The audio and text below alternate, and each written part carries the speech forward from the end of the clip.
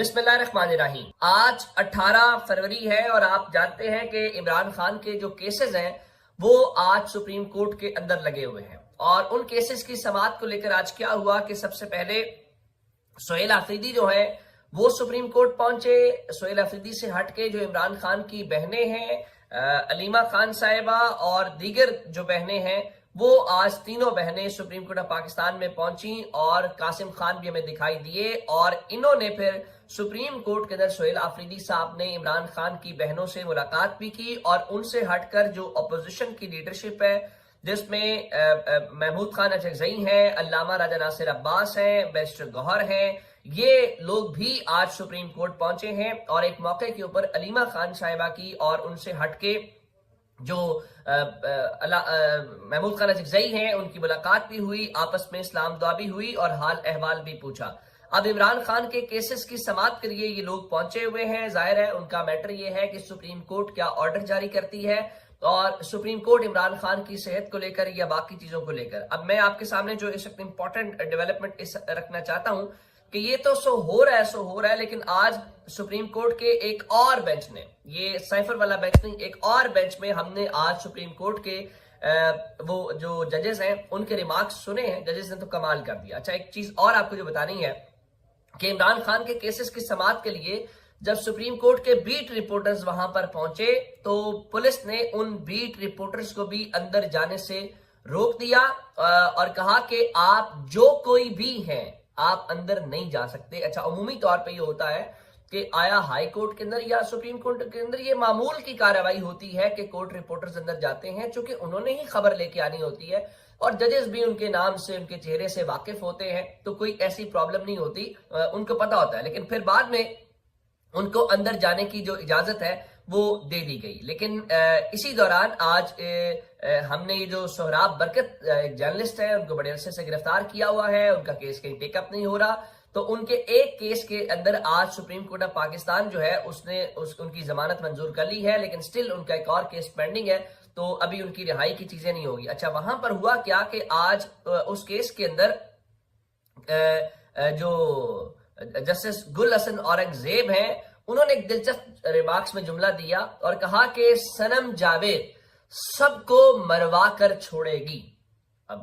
Sanam Javed P T I کی کارکن ہے، چونکہ صنم جاوید کا انٹرویو لینے کی بنیاد کے اوپر ہی سہراب برکت کو گرفتار کیا گیا تھا، تو اب وہ کہہ رہے ہیں کہ صنم جاوید سب کو مروا کر چھوڑے گی۔ اور اس سے بھی ہٹ کے جسٹس نعیم اختر افغان، جو کہ جناب قاضی فائز عیسیٰ کے بڑے پسندیدہ جج رہے اور ان کے ساتھ بیٹھتے رہے، ان کے ہم خیال تصور کی جاتے ہیں۔ کل قاضی فائز عیسیٰ کی تصویر بھی گردش کر رہی تھی، تو جناب جسٹس نعیم اختر افغان نے کہا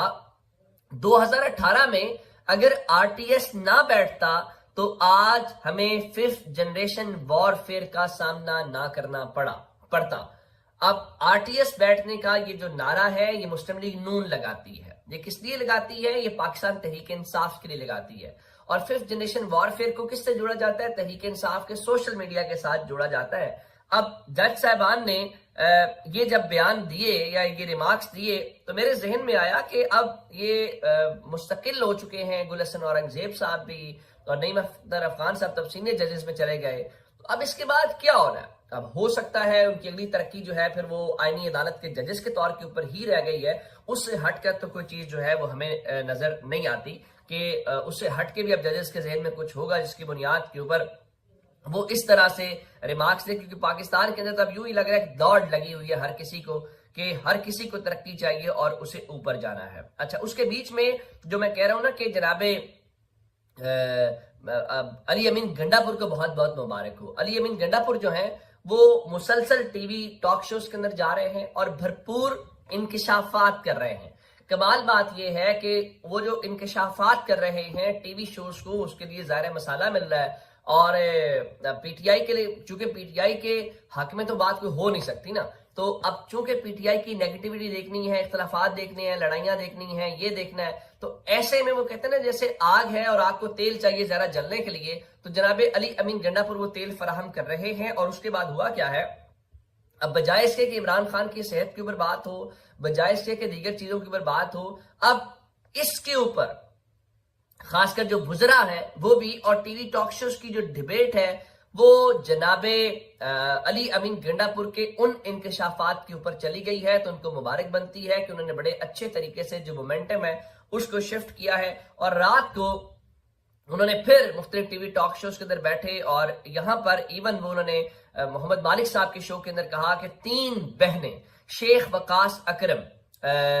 عمر ایوب، شبلی فراز، حامد رضا، 1-2 اور بھی ہوں گے، میں نے عمران خان کے لیے تینوں بہنوں کو ہاتھ جوڑے، پھر انہوں نے ہاتھ جوڑ کے ٹی وی شو میں دکھائے، میں نے کہا کہ اللہ رسول کا واسطہ ہے اس کو باہر آنے دو، یہ آپس کی لڑائیاں ختم کرو۔ تو یہ ساری باتیں جو ہیں کرنے کے بعد انہوں نے ایک بات اور بھی کی کہ دیکھیے وہ ڈی چوک میں 15 بندے بھی نہیں تھے، تو وہاں پہ خان صاحب کو بتایا گیا کہ 1.5 لاکھ لوگ تھے، اور کسی نے کہا 3 لاکھ تھے، تو یہ جھوٹ بولا گیا۔ پہلی بات یہ ہے،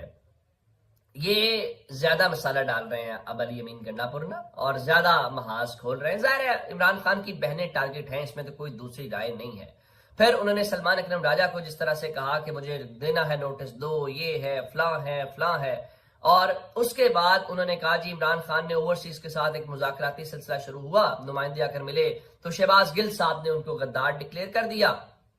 پھر انہوں نے کہا کہ میں نے پوری قوم کو بتا رہا ہوں کہ عمران خان کی شرائط پر مذاکرات ہو رہے تھے، اور حکومت ان شرائط پر راضی بھی تھی لیکن وہ ہو نہیں سکا، تو میں پھر بات اس کے اوپر قائم ہوں کہ محسن نقوی نے بھرپور کوشش کی اور یہ سچ ہے، میں اس کے اوپر قائم ہوں۔ تو اس کے بعد انہوں نے ایک بات اور کی، انہوں نے کہا کہ شہباز گل کو لے کے کہ شہباز گل آؤ پاکستان، لیڈ کرو انقلاب، عمران ریاض صاحب آپ کھوتے پر بیٹھ کر افغانستان پہنچ گئے ہو، تو اب انہوں نے عملاً جو ہے ان کو اب جو شہباز گل ہیں ان کو تانے دیے، اور اس کے بعد عمران ریاض صاحب کو دیے۔ بات بڑی واضح ہے، آپ 15 لوگ بات کرتے ہیں کہ 15 لوگ نہیں پہنچے تھے، آپ تحریک انصاف کے آپ کے مطابق اس دن کیا ہوا تھا 26 نومبر کو؟ تحریک انصاف کے لیڈر ہونے کے ناطے آپ بتائیں آپ کا کیا کلیم ہے، کتنے لوگوں کی جان گئی، آپ یہ بھی بتائیں، کیا وہ 15 لوگ تھے، کیا وہ 5 لوگ تھے، کیا وہ کوئی بھی نہیں تھا، بتائیں نا، آپ اس پہ سچ بولیں۔ ایک بات، دوسری بات کہ وہ فلاں کھوتے پہ بیٹھ کے چلا گیا، آپ جو عمران ریاض کے ساتھ ہوا ہے وہ علی امین گنڈاپور کے ساتھ ہوا ہے، اور یہ باتیں کہنا اس طرح سے، اور اب آپ کو اٹینشن مل رہی ہے۔ عمران ریاض نے تو وزیر اعلیٰ نہیں بننا تھا، عمران ریاض تو آج بھی کسی عہدے کے لیے نہیں ہوگا، ان سے اختلاف ہو سکتا ہے، مجھے بھی ہو سکتا ہے، انہیں میرے سے ہو سکتا ہے، یہ انسانی وہ ہے، اس میں نیچرل بات ہے، ہم ایک دوسرے سے پوائنٹ آف ویو اختلاف کریں، بس عمران ریاض بھائی کہ یار یہ ہونا چاہیے، میرا خیال ہے کہ یہ نہیں، کہ یہ ٹھیک نہیں ہے، یہ ہو سکتا ہے، اس میں کوئی بات نہیں، 2 بھائیوں میں 2 بہنوں میں بھی اختلاف ہو سکتا ہے، اور اختلاف ہونا اچھی بات ہے، انسانیت کے زندہ ہونے کی بات۔ لیکن اس طرح سے ٹی وی کے اوپر بیٹھ کے رگڑنا لوگوں کو، یہ آپ کیا کر رہے ہیں؟ یہ آپ صرف اور صرف تحریک انصاف کے اور عمران خان کے مخالفین کو، وہ جو ہم سوشل میڈیا کی زبان میں کہتے ہیں نا، کنٹینٹ فراہم کر رہے ہیں۔ آپ کے کنٹینٹ فراہم کرنے سے مسالہ ضرور مل رہا ہے، لیکن جتنی جلدی میں علی امین گنڈاپور لگ رہے ہیں، میں صرف ایک وہ کہنا چاہتا ہوں